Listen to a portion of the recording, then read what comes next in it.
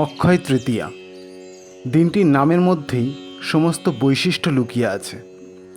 বছরের মধ্যে সবথেকে শুভ দিন এই দিনটিকে মানা হয় এবং বিশ্বাস করা হয় ওই দিন যে কোনো শুভকর্ম আপনি করবেন তা অক্ষয় হয়ে থাকে, অর্থাৎ অক্ষয় ফল প্রদান করে।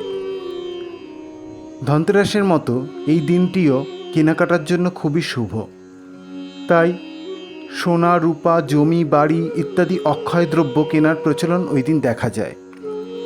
ওই দিন যে কোনো শুভকর্ম আপনি করতে পারেন, কারণ যে কোনো ভালো কর্ম ওই দিন শুভ ফল প্রদান করে। কিন্তু জানেন কি, অক্ষয় তৃতীয়া কেন এত গুরুত্বপূর্ণ একটি দিন? কেন ওই দিনটিকে এত পবিত্র মনে করা হয়? সেই সকল আলোচনা এবং সাথে অক্ষয় তৃতীয়ার সময়সূচি আপনাদের সামনে তুলে ধরব শুধুমাত্র সনাতনী ভাবনায়।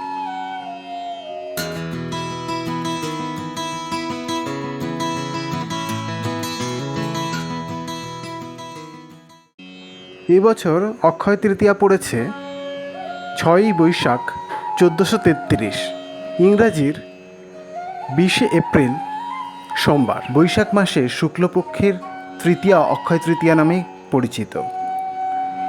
এই দিনটি এতটাই শুভ মনে করা হয় যে বলা হয় যে কাজে হাত দেবেন তাই সাফল্য প্রদান করবে। দিনটি বৌদ্ধ এবং জৈন ধর্মের ক্ষেত্রেও যথেষ্ট শুভ বলে বিবেচিত। এই শুভ দিনে বিষ্ণুর ষষ্ঠ অবতার পরশুরামের জন্ম হয়েছিল বলা হয়। তাই জন্য দিনটিকে পরশুরাম জয়ন্তী হিসাবেও পালন করা হয়। মহর্ষি বেদব্যাস এই বিশেষ দিনে সিদ্ধিদাতা গণেশের সাথে মহাভারত রচনার শুভ আরম্ভ করেছিলেন।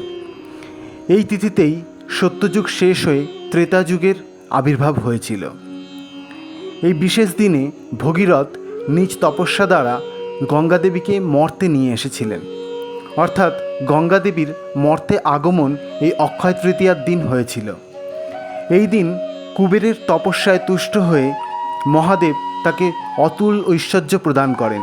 কুবেরের এই দিন লক্ষ্মী লাভ হয়েছিল বলে এই বিশেষ দিনে বৈভব লক্ষ্মীর পুজো করা হয়।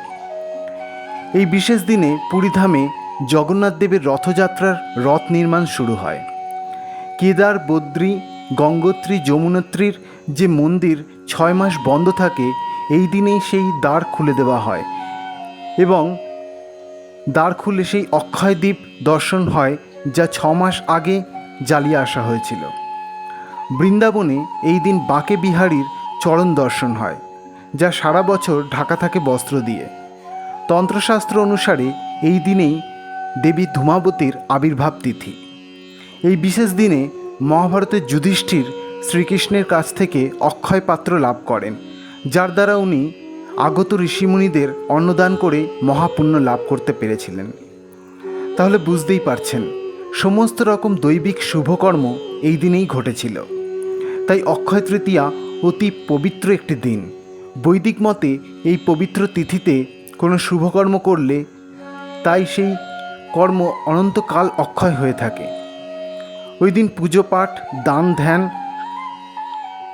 শুভ বস্ত্র ক্রয় করা বা শুভ জিনিসপত্র ক্রয় করা, যে কোনো শুভকর্ম শুরু করা হিন্দু ধর্মে অত্যন্ত শুভ বলে মনে করা হয়।